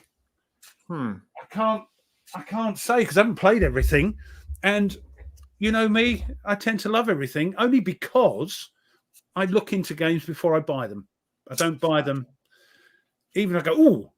I mean, I bought Glorious Chance on a whim because I saw it, the 1812 War of 1812, the Battle of Ontario that never was, Lake Ontario it never was, because it's sailing ships, and it was a bit of a chance getting it. But I thought, it's Gina Willis, I work on other games and Skies Above Britain, and watched a couple of playthroughs, and I thought, I love this. So that was got on a little bit of research, not a lot, but it's that's it. What do I do? I haven't got games to get rid of. Well, mine that I would probably be more than happy to part with, this one will surprise you both, is this. Commands and Colors Ancients. Not so much that I know it doesn't surprise me, to be honest. It's not crunchy enough for you. You are more. You want more meat on your bones. Yeah, crunchy. That's too simplistic for you. I do like it. It's enjoyable to a degree. It's very hard to solo, obviously, without the GMT stuff, which I haven't bought the solo bits to do. But if I want a tactical game, I'd like just a little bit more crunch. I don't know if GBOH will be it, but I did step into tactical at least to try. So and that's not tactical, Nate. Sorry. It's very easy. I mean, I've played it with Tony. It's a great game. It's a beer and pretzel game, in my opinion. That's easy to learn. Kids can play it. Maybe an intro. Right. Wargaming. Yeah, I can understand it. All right. So we got about 10 minutes different, left. Coy, all different. We got about 10 minutes left, so let's see if we can try to speed this up a little bit, so we can get through our list. All right. So, Jester, go ahead. You have another one, or you want me to go? Go ahead. My number 2, we talked about it a little bit ago. Not a big fan of it. Tactical Stalingrad game, Stalingrad Across the Volga. I think it was a great. It was a great attempt, but I don't like the fact that every section of your map has got a random thing in it, which means you could end up fighting something very weak, or you could find something very strong. And in the game that I played, there's only certain areas you can attack to start off, and the 3 areas I attacked had the strongest units in them, all 3 of them, and I could not break into Stalingrad. It's just, I understand the design and everything. It just really ruined it for me. I did not have a good time. Ruff? I refer the honourable gentleman to the answer to his. Don't you have a game that was donated to you didn't like? I know that game. Yeah. Yeah, I don't want to get rid of it though. Why? Because the guy built it and sent it to me. Oh, yeah. So I'm not heartless. person like yourself, like there. me. Yeah. Yeah, no. Okay. Guys spent hours building this. Let me tell you. Here's the thing. At least I can Once do is you cheat start it, playing not more throw it away. games, and once you retire and you start playing more games, you're going to find out that the games that you don't play don't need to be in your collection. Well, and you're going to get rid of some of this stuff. Of course. And that's fine. And then we'll have another one of these down the road. And I'll go, yeah, I said, but I've got a couple on the list now. So, yes, things change. No, I'm not going to definitely. Well, I got one that's going to shock you both, I think. Another shock. I have a third shock, I think, but yeah, this one I didn't care for. Oh, I didn't care. I'm just owning you. I knew it was going to be hard to swallow. Pigeons with cats among them. Nate, what's wrong with you, man? What is wrong with you? Why did you not like it? Well, I was going to say, a better question would be, what didn't you like about it? Yeah. I guess I'm not into CDGs. Like at least maybe not this one. I try. It's hard to solitaire without the GMT. It's not hard to solitaire. It's a great to solitaire. Well, you can solitaire it now to a certain degree with the solo CDG thing. That's why I got it. That's why I bought it. I didn't think that it gave me enough decision points that I wanted. In World War One. I know it's just, you're gonna make me feel like a terrible person for picking. No, it's my number one war game of all time. I know. Out of your collection, and I'm gonna do the same thing to Ruff. I'm gonna do the same thing to Ruff. So yeah, it's all fair in love and war. Yeah, and I didn't get it, and I wasn't too keen on CDGs, card-driven games, because they're not very solo friendly. But with Stuka Joe, because that was the first one he brought it out on, was the Path of Glory. And then when GMT decided to bring out the little set, I thought, I'll get that. And I've got it, and I decided to get it. And if it's around, probably isn't now. We can't find it. No, it's not in there. I'm sure it's in there. Extra Squeaky's going to ban me from the show. Because of your hatred. That's right. Your hatred of games. But, it could be that, I don't know, maybe I haven't quite yet found the right CDG to get. Oh, here we are. Look, here we are. There it is. Oh, yeah. So it's in there. I mean, it depends on your views, but for me, I can play it two-handed. I can play it solo. I mean, there's no hidden information. So, I mean, the only thing is the hands. Like, you know what I got, you know what he's got. So it's like, right, okay. But if you crush me, I'm gonna crush Ruff, and I'm gonna say my next game on my list is Panzer. Panzer, and I think that's Ruff's number one game of all time. Well, it's not. No, it's. Yeah, because I could only pick 5. Let's put it that way. Look, I've even got that one. Look. So yeah, I didn't like Panzer. I think it's a way too much effort and work. Yeah, I get it. Gareth. And I like my Panzer games to be about the infantry. Panzer's not about the infantry at all. Your infantry is second fiddle to everything. Yep, everything's about the tanks and the anti-tanks. That's why it's called Panzer and not Panzer Grenadier. So it's about tanks. But yeah, Gareth had that problem. He's in the chat. We played it at PunchCon. It was like, it's too much, too fiddly, too much going on, dice rolling to get a result, And of course, I love that. But anyway. So I would, Panzer and all the expansions are on the chopping block. Yes. In fact, they're right there to get ready to be sold. Yeah. Well, there you go. I suppose. Nate, you got another one, Nate? I do. I was being kind to wait for Ruff. I'm just going through all these. We need to multitask. Well, no. I'm trying to look at them and absorb what people are saying. I'm interested, unlike you two, by the sound of it. Well, I've already read them. Yeah, but I'm looking at you. I can't do that and do this. He can't multitask. We've I proven tell you what, Nate. Wait until you host it. All right. Yeah, wait until you host it. Nonsense. Get out of here. Well, since I'm going to get banned from the show for not liking Paths of Glory, so all right. Well, while you look at that, I'll do mine, and that it might be another surprise. Labyrinth. Yeah, it doesn't appeal to me at all. I like the topic. I'm really interested in the topic. I would like to have a game on this topic. I just the CDG aspect I can't get through yet.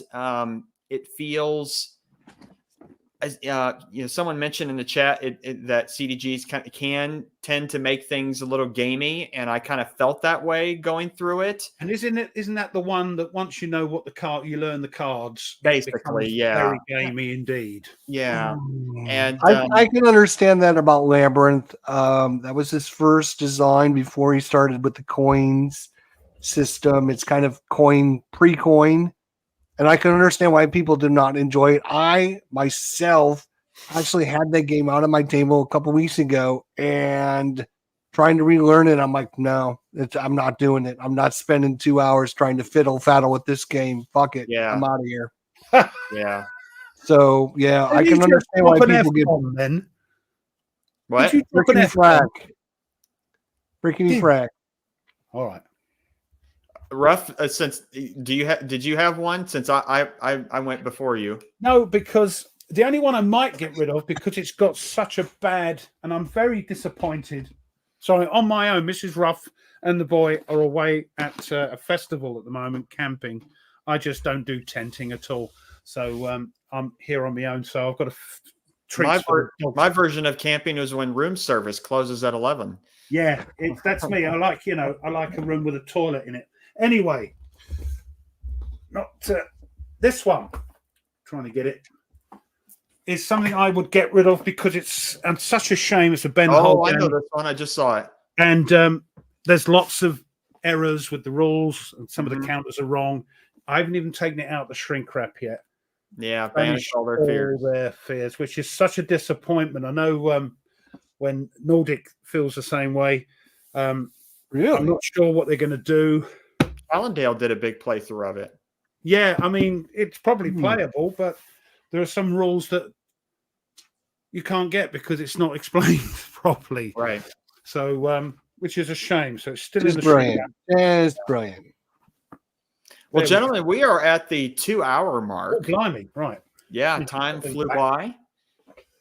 So what's going on with you all this week? Anything new? Well, tomorrow, though, we do have our live playthrough of Wolfpack with designer Mike Berticelli or Mike Butterjelly. And that is at noon Eastern time. What is it? 5 British time? 5 proper British time, yes.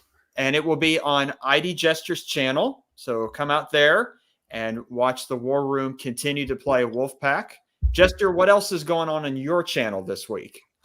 We're going to be playing some Lord of the Rings, the living card game. We're going to start an actual playthrough of the different scenarios with that. And I was going to start something else, but I'm probably going to put that on hold for now. And yeah, I mean, lots of things. I'm just not sure. I don't have a set schedule. Whatever floats my fancy, I guess. But I know Lord of the Rings, a living card game. I'm working on getting that all set up. And of course, tomorrow with Mike and you guys. And you'll be there, right?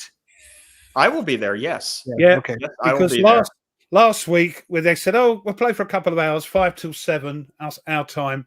And of course, they're still going on. And the missus brings in the dinner. As soon as you walked away, did you know what happened? Yeah, no, it I was haven't watched the end of it. Oh, you haven't watched? Oh, you no, should right. watch it. As soon as you walked away, there was something that happened right away. Yep. It's a really, really good game so far. Oh, it's a good really game. I was going to say, did Mike sink me sub? But no, you know. No, you're fine. You're nothing wrong with you. Well, right, okay. I'll have to watch it. I've not watched it and time to watch the end of it. Ruff, what's going on in your channel this week? Are we ever gonna I'm waiting for when I can actually fly up. You're flying in the next blooming patrol, good. Okay? Praise the Lord. I've only got 12 pilots left, and it includes everybody that's not flown yet. So you are there. I'm videoing it at the moment, but because of things like playing 18. Because your wife is gone and you don't have enough time to play? Yeah, I'm recording it as we speak. We are recording Patrol 3. Jeez, crikey. My God, if my wife goes out of town, I'm online 24 hours a day. Yeah, I know. I'm doing as much as I can, but I've got to play and learn Brian Ascliffe's 1812 Napoleon's Fateful March. Played that with Tweez.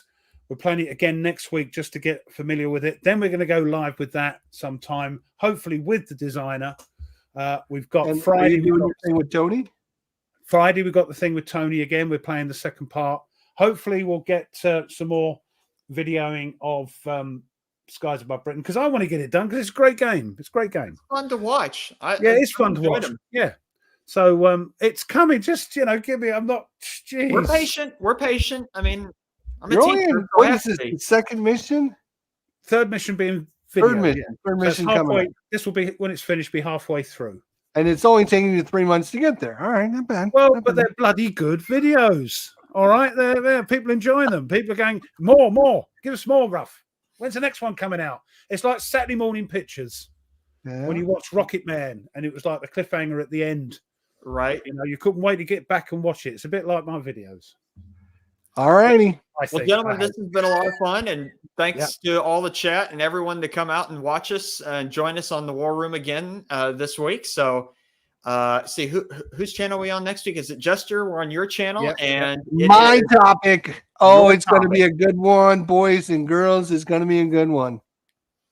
Well, this was very, very, very, very fun today, and enjoyable. Don't forget, next week we will announce if we decide. We will announce a change to the format for 2024 where you might be able to change out one and only one game on your list. All right. We're looking forward to it. Just reading the chat, they're all looking forward to the next patrol. See, keep waiting, wanting. Well, before we go, if they are waiting for the next patrol, they can always come out and watch us on our patrol tomorrow at noon for Wolfpack.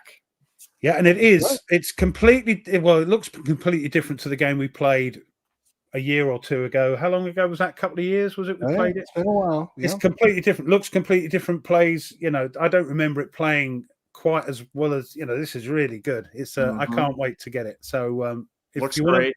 Plays find great. out what it is, because it's based, as Mike said, it's basically a solitaire game, but we're playing it cooperatively with four boats with subs. So it should be a good time. I think it's come and have a watch. Solitaire. There's still time to order it on P500. So That's if right. you go, oh blimey, this looks good, get it in quick. That's right. All right, Ruff. Well, see us out since it's your channel. Okay. So once again, the opportunity to click the button because I can't twice. I have to click it twice. So thanks everybody for coming in. We had 50 odd people at our peak, 55, 56. Thanks everyone for putting up with us as per normal. We love you all, and let's hope that USA win a few bronze. Because that's all. So good luck, US of A. Thanks as always. Remember, we love you all, and there's nothing you can do about it. So until next week, take care, everyone. See you soon. Bye, everybody.